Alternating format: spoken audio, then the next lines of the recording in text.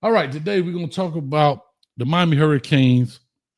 Kind of, Shannon Dawson did a press conference about a couple of days ago, and he was talking about the new offense, new faces for the offense, and we've been talking about that.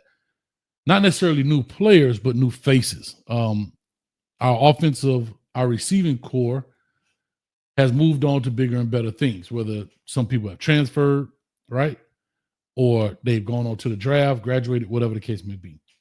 Our tight end has also departed. Elijah Arroyo headed on to the NFL. So I totally get it. But we got some new faces. However, our offensive line is pretty much the same. I think we got one new face. Our running back room is the same, except Damian Martinez, who is now going on to the league. And our quarterback room. And so this is what's important when you start talking about offenses, right?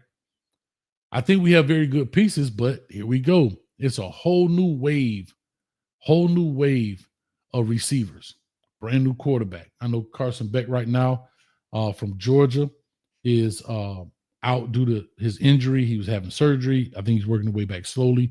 But right now, Emory Williams, Judd Anderson, as well as Luke Nickel are leaders in the pack when it comes to spring football in the quarterback room. But Mark Fletcher in the running back room, Jordan Lyle, Pringle, new face are there as well. But in the receiving room, we got quite a few new faces. And what I want to do right now is I really want to walk through. Now, you know, I got guys, I do this, and ladies, I do this sometimes. We kind of deconstruct these interviews that they have with these coaches. And I think it's important because I actually like Shannon Dawson. I like the way he answers questions. I think he's truthful. Yeah, some coach speak in there, but that's whatever. We all do it. But I think it's very telling, and he's very honest about it. And so I want to do that before I open up the phone lines as we get through this. I want to just listen to it if you guys haven't. And I'm gonna use the Inside the U's video. So for you guys over there, Inside the U, if you don't mind, I like to use this video. Don't hit your boy with a copyright strike. Golly, it's hard. It's tough out here in these streets, man. So y'all help your boy out sometime. All right. And what I do is go down here in the bottom and make it happen. Real quick before we do that, Juice, member for 18 months. Now, y'all clap it up for the Juice. What's up, Coach? 18 months, man. Appreciate you. I appreciate you. Thank you so much. Appreciate that. Thank you, Juice. But I want to go through this. Like I said, this is a video from Inside the U. So, fellas, appreciate y'all. And I want to kind of listen to what Shannon Dawson is talking about. And I think it's very important because we know as Cane fans, as football fans, the fanatic part starts coming out, right? The new toys start coming out, so forth and so on. And I want to use my experiences to kind of maybe help some people understand how this thing works, what it looks like, and what you're hearing. All right. So we'll go ahead and start this off. It's about 10 minutes, but we're gonna break it down. We got number time, baby. Let's make it rock. Year 3 at Miami, basically the same staff as last year on offense. So just like having that continuity, how helpful is that? I mean, it's extremely helpful. I mean, going through the off season and watching cut-ups and getting on the same page is a lot easier, a lot quicker. We already know basically what we're doing. Everybody understands the process around here. And so now it's all about really, some off-the-wall case studies and some stuff we want to add to it. But overall offense, I mean, we do what we do, right? And so with everybody coming back, it's just the learning curve obviously keeps going. Oh, super important. And this is what we talk about hiring. We always talk about this with coaches. When you get new hire coaches like coordinators, and I always talk about why it's important, they want to bring their guys with them. Just because of what he said right there. Everybody knows what's going on. We understand the culture. All expectations are understood. And the continuity is that we're rolling. We don't have to spend time on day one stuff so far as the staff, I'm saying. Everybody understand. And I think, no, there's no new staff. There's no new offensive guys for the Hurricanes. Now, on the flip side, on the defense, it's all new people except Jason Taylor. Everybody's new. The coordinator, the linebacker, the safety coach, the corners coach, the D-line coach. Everybody's new. So they're actually getting ready to go through what Shannon Dawson did 2 years ago. I hope all that makes sense. in that piece. All of that is super important. So I'll go through this and he's going to get some very good questions. I like his answers. And with Carson, I know obviously circling in and cracking up, just what stood out to you about his first week? And since he's gotten here, trying to build a rapport with guys, even when he's not able to maybe do everything that he would obviously want to be doing. Yeah, I mean, obviously it's a unique situation, surely, but I mean, his football IQ is really high. You can tell just in meetings and talking football with him. And I think it's important for him to just get injected with the team. You know, just be around those guys and build rapport. I mean, the way football is now, it's different every year, right? So the team building part of it's huge. So we got to just accelerate that as much as possible. Talking about Carson Beck, what does he mean to be around the team? He says football IQ is high. Well, damn it, Shannon Dawson, can I tell you something? His football IQ better be high. Hell, he was at Georgia. He started, been in big games, won big games, lost big games. He better have a football IQ, especially I heard y'all paid $11 million for him with a busted arm. He better have a high football IQ. I just want to put that out there. Is it fair to say last year you had a pretty veteran team? This year, young talent maybe ready to emerge? Is this the year where a bunch of new names? Yeah, I mean, at certain positions, surely. I mean, I do think that the strength of our offense is up front, you know, and that's honestly, that was the truth last year too. So we have a lot of guys that played a lot of football up front. You know, we have some guys that haven't played as much football on the peripheral, on the skill position. So, yeah, true there. But I do think up front we have a lot of snaps. And as a coach, I'll say this. He's talking about the offensive line. They talk about a veteran group. Now you're having a new group. He's saying, not really. We got offensive linemen that are pretty much veterans, right? We got a veteran group. The running back room is a veteran group. A veteran quarterback in Carson Beck, but new to the team. But at the receiving and linebacker core, the receiving and tight end core, there's going to be a lot of new faces. Yeah, they played sparingly, but I don't think you could call any one of those guys true starters. I don't think there's anybody you could say, hey, true starters. And this is where it's important. I think we would definitely shine at running the ball, and I think that's something we'll see early, especially against Notre Dame, because that is our strong suit right now, the running game. All line is good. Running backs are good. I mean, quarterback should be able to know how to hand the ball off. But there's going to be some mishaps and communication with quarterback, wide receivers / tight ends, right? So when I say wide receivers, I'm including the tight end, Elijah Lofton as well, and Carver and the other guys. And the reason is because you got to work together. This is 1 year. They're not on year 2 together, year 3 together. And so what Miami has, that happens to a lot of teams, they kind of stagger like this with talent. I mean, with how do I say it? With veterans. You have a group up here that's veterans and a group down here that's, in essence, rookies. But when both of them on the same level and they're growing together, that's usually how you get a lot of championship teams, right? When your O-line and receivers and everybody has kind of grown together and you sprinkle in some new faces, but when you have a whole new unit, like with the receivers, it's going to be some miscommunication in there, right? When you have sight routes or option routes where the guy should go deep, instead he cuts it off and Beck throws it down the field, or vice versa, anticipating them running the comeback and he takes the top off. Those type of things, that's what continuity is all about. So that's kind of what he's talking about. Young guys on the outside JoJo Trader, how to kind of breakout game in the bowl game. What have you seen from him so far this spring? A lot of the same. And really throughout the course of last year, you could tell, he showed glimpses of being a player that could be really elite right now. But consistency is one thing that we all have to work on. And he's really, really steady in what he does because he's been here for a while. And for a while, I say for a year, right? And so he knows what to do. He's very capable. And so he just needs to keep banking reps, really. Talking about JoJo Trader. And now, doggone it, D Streeter. We was on Hayes Street, and he said JoJo Trader might be the best wide receiver we had in the past 10 years. Damn it, don't get me started. Take my dog word for it. However,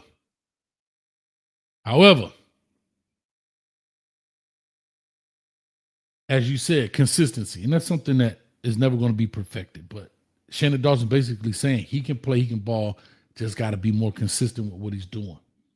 All right. They were talking about JoJo. Ask you about Malachi Tony. You're known for having a lot of productive slots, take those leadership. What have been your early impressions of him? I mean, he should be in high school still, so that's kind of shocking. But physically, he's way more accelerated than most kids that are at his age. Mentally, I would say so too. I mean, his mental toughness and the way he competes is a little bit different than a brand new guy. And so he's picked up on things really fast. I mean, his football IQ is high. He's really a low rep guy. Like, he does something or sees something on tape, and he has the ability to mimic it and do it. So, excited about his future, really. Shannon, Malachi Tony, American Heritage, wide receiver / quarterback, incoming freshman. And I talked about this before. A lot of the fan base was super excited. They see all these super freshmen. OG Kane, what's up? Smooth, what's up, baby? The Kane fans see all these new freshman faces. Oh my God, he's gonna take over. But you're gonna hear in this interview where he's gonna expose some things. But what he's talking about with Malachi Tony, high football IQ. Remember, he reclassed, so he should be a senior in high school right now. Left school early, but he is at more advanced than guys his age. That's what he's saying. So that's a plus. But you're going to hear this piece later on in the interview, and I tried to explain this to you guys earlier. When you see all these young guys in them first 2, 3, 4 practices, that's by design. They haven't necessarily beat out the older guys. It's done that way because they throw the playbook at these players because this is by design. We're going to try and flood your brain with information, concepts, patterns, formations, and see how much you can retain as a young cat. They all went through it. Last year, JoJo Trader and them went through it. The year before that, Ray Joseph went through it. This year is Malachi Tony and all the new freshmen.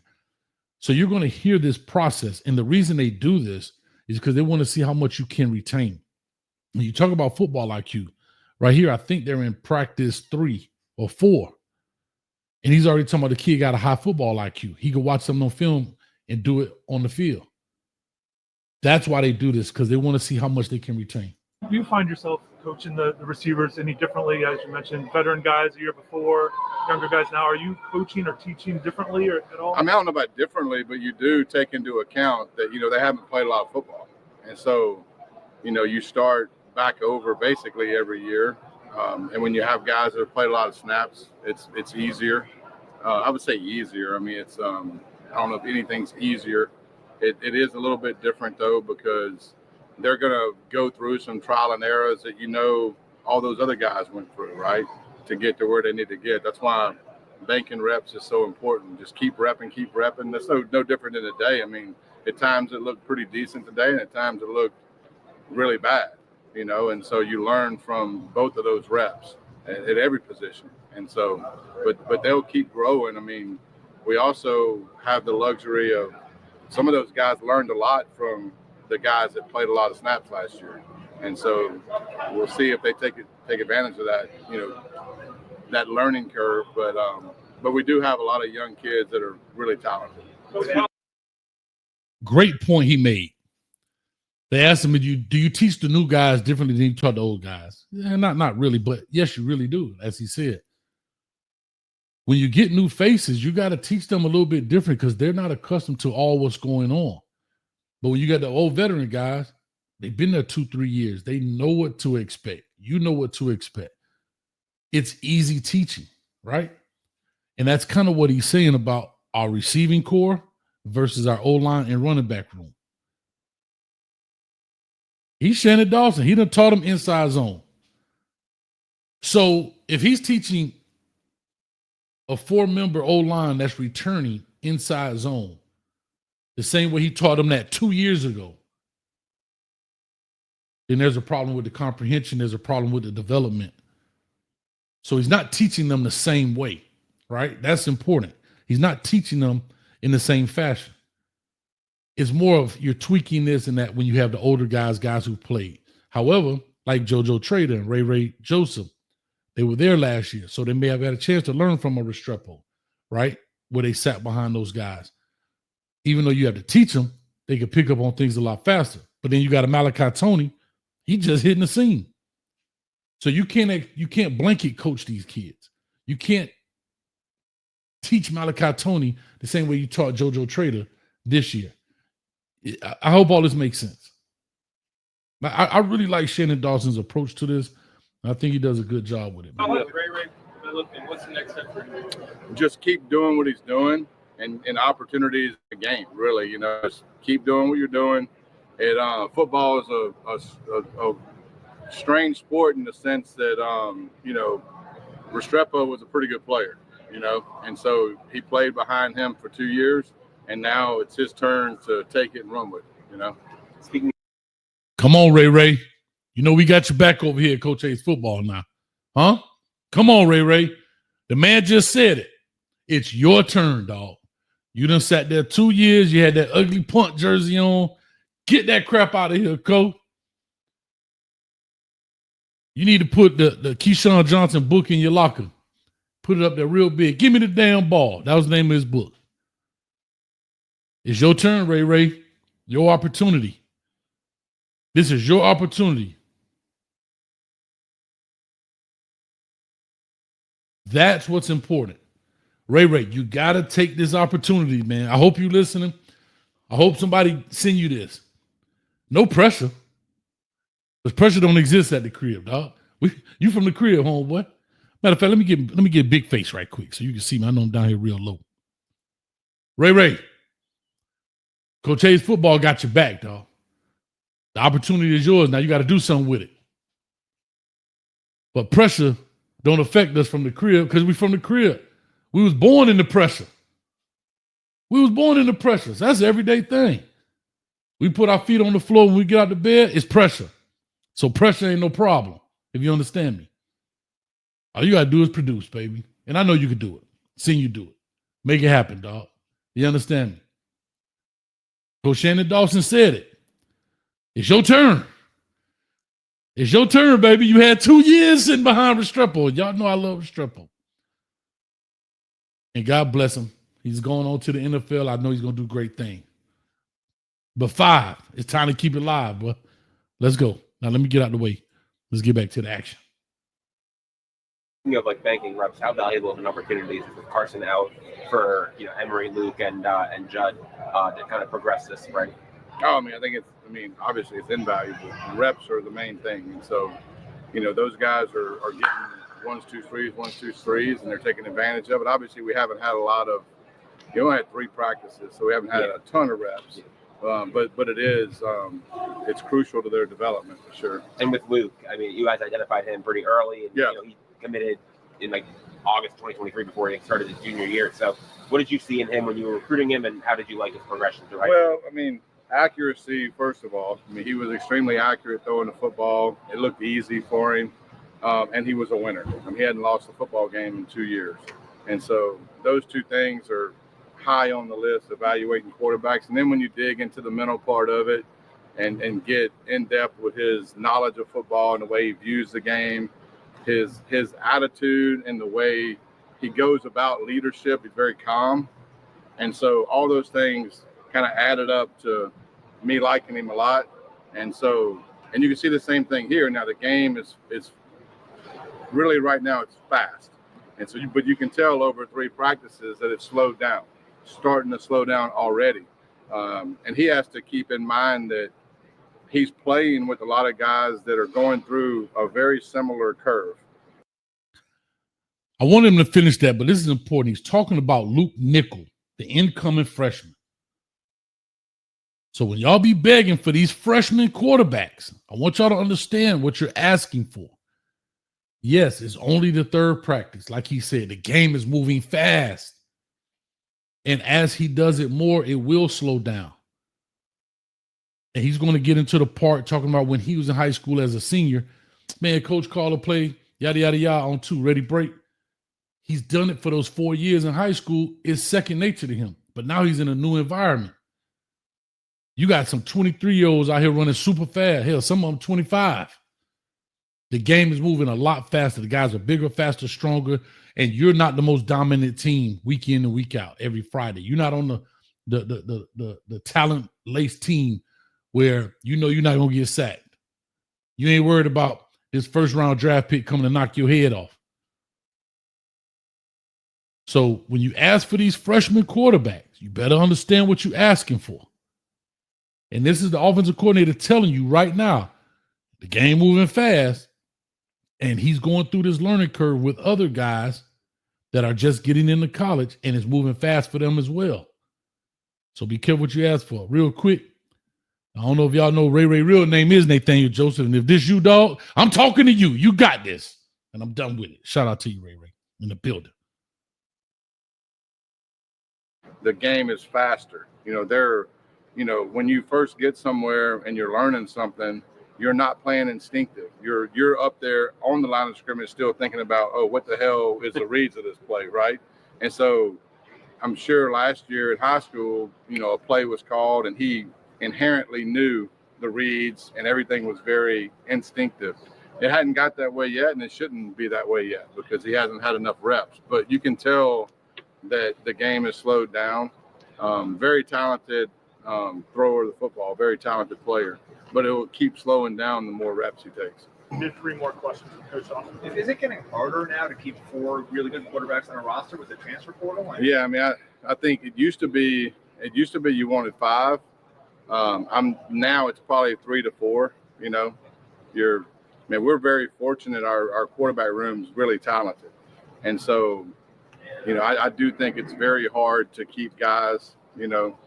4 is probably a number that if you got 4, you better feel lucky. 3 is probably more, realistic. Real quick, I'm going to just say something very quick. We got 4 quarterbacks: Carson Beck, Emory Williams, Judd Anderson, Luke Nickel. Carson Beck, new to the program, coming off an injury. Emory Williams, old to the program. I won't say he played a lot. He's the guy that has the most experience with the Miami Hurricanes. Judd Anderson, I don't think I've ever seen him throw a ball except in the spring game. I don't even remember him even playing in a regular game, unfortunately. And then Luke Nichols, straight out of high school. That boy coming off a 3rd period. You know what I mean? So there's a lot of potential talent in this room. But all of these faces outside of Emory are new to the Canes. And what I mean new, meaning being a signal caller. Carson Beck is a new signal caller. Ton of experience. Ton of I would just say talent, being honest with you. Football IQ, but new to the Cane. Emory Williams been around. It's a little questionable. We'll get into that later when we call in segment. Judd Anderson, I really don't know what he can do. I have to be honest. No shot to Judd Anderson. Maybe talented, maybe can throw the ball, but he just has not had an opportunity. And of course, Luke Nickel, he just talked about. The end of week 1. Mm-hmm. What are some of the key points you want to see out of your offense this week? I mean, there really isn't any. I mean, right now we're trying to get everything installed, and we're trying to get young guys on the same page with, hey, these are the formation adjustments, these are the motions, these. I'm sorry for interrupting, but this is where he's going to start talking about just throwing information at them. This is what football is about in spring. This is why spring is important. How much information can you retain? They're going to flood these guys with this information. That's what he's talking about. To the plays, and that way, now we've basically kind of flooded them this week. We've flooded them with all the plays and all the stuff. And now when we come back after spring break, we'll redo it, but then it'll be just about reps. We're just repping the same things over and over again. These first 3 practices are probably the hardest for new guys because it's just opening up the dam and just, hey, this is all the information, day 1, day 2, day 3. And then we'll keep doing it with a little bit of additions when we start doing more red zone or more like situational stuff out there. We'll add a certain amount of plays, but the core of our offense is probably in. And I want y'all to hear what he just said. Coach Sheridan, what's up with you, baby? I want you to hear exactly what he said. They're in day 3. He just said the core of the offense is in already. We flood them like opening up the dam. So that means Malachi Tony and the rest of these freshmen, including the new faces that have transferred in, have been flooded with information. How much can they retain? And we just gonna rep it. If you hear him, he always talks about banking reps. That's what he's talking about, doing it over and over and over and over and over. That's what he's talking about. And see, a lot of people don't understand that. They don't take their time. They flood you with information. And now you as a player, it's not like, day one, we just installed one play or we just talk about formation. No, you go 4 formations, need to learn them, left and right, learn the variants to them, learn the plays, learn the checkoffs. What happens if you get all of that goes in there because they want to see that. So I hope y'all really can appreciate what these freshmen go through. So when we say, when you're a freshman coming in, it ain't for everybody because it's a lot, bro. It's a lot. And you have to remember there's a lot going on with this as well. Okay? Not just football. So right now it's more of, hey, getting those guys to calm down a little bit, take a breath, and really watch the film and come back after spring break. Spring break, we've all been on spring break. So, we're probably not starting over from day one, but like starting over from day half of one, probably. Great point, Coach Dawson. You put all that in for 3 days, go on spring break for a week. How much do you think of that stuff that they actually study? How much of that stuff, let me get my ugly mug up here. How much of that stuff do you think they actually studying for that week off? So that's why he said, we put in 3 days worth of stuff, and when we get back, we're going to go back to day 1.5.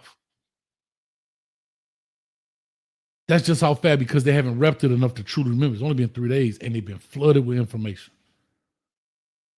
And you got to remember, they're treating it like a game. It ain't like, okay, walk out here, move you over here like Pop wanted. No, line up right here. It's supposed to be 2 yards outside the hash. No. You come over here, bottom of the number. It don't work like that. Right? Trips right. Blah, blah. You better know where you line up at.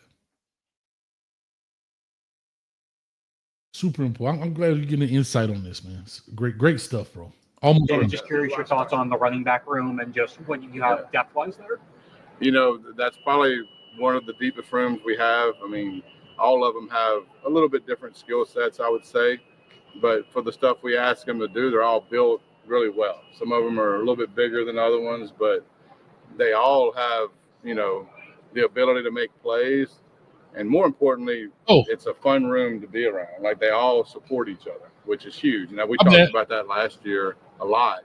But with rooms that are really talented, it's important for those guys to have a rapport and be happy when Pringle makes a play, or be happy when Jordan makes a play, be happy when Mark makes a play. And so all those guys are going to have opportunities for sure. And with the tight end room, obviously lost a lot of the production from last year. So what role do you... My bad. Kind of went over, but y'all can still hear it. He was talking about the running back room, veteran room. Everybody's happy. They can all learn from one another. Mark Fletcher, plenty of experience. Jordan Lau, plenty of experience. Those older guys are happy for Pringle coming in, right? Good job, blah, blah, blah. Awesome. You know what I mean? And shout out to Haywood. Exactly. Great point. Shout out to Wood. What's up with you, baby? And it's the first time in college classes for most of them. Daily schedule. There you go. Malachi Tony, just getting here in January. Supposed to be a senior high school. Comes to Miami, doing workouts. Wait a minute, coach. I got what?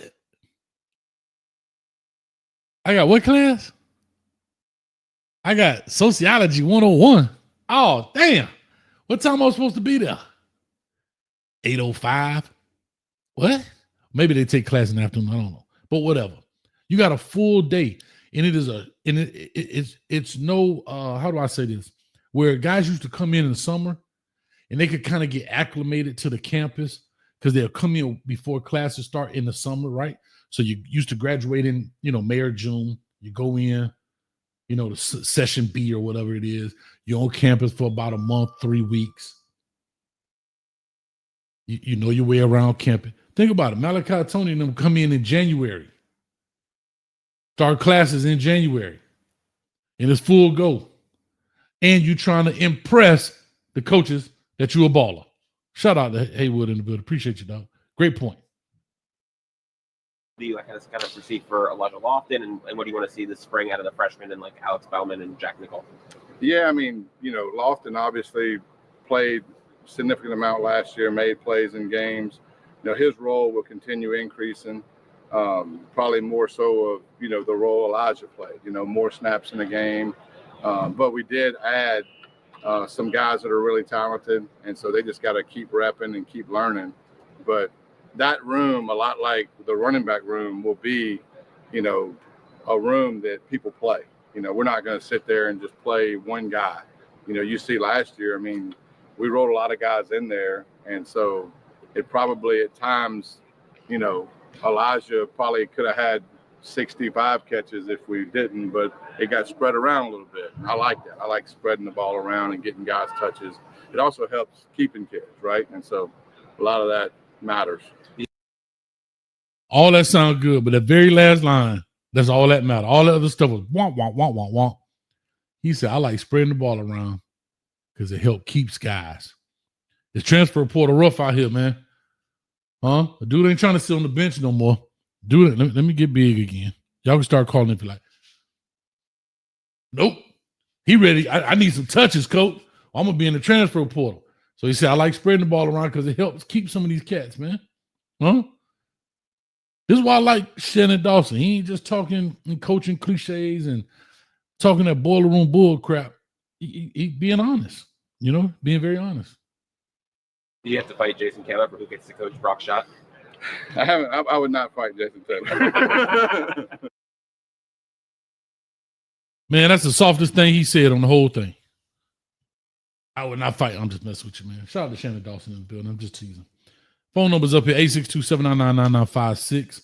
Go ahead and call in. I want to hear what your thoughts are on this interview, what you guys think in regards to what Shannon Dawson is talking about. What are your thoughts on the look of this offense going forward in the spring? What do you expect to see? I expect to see a heavy dose of run, to be honest. I expect to see confidence throws. What do I mean by confidence throws?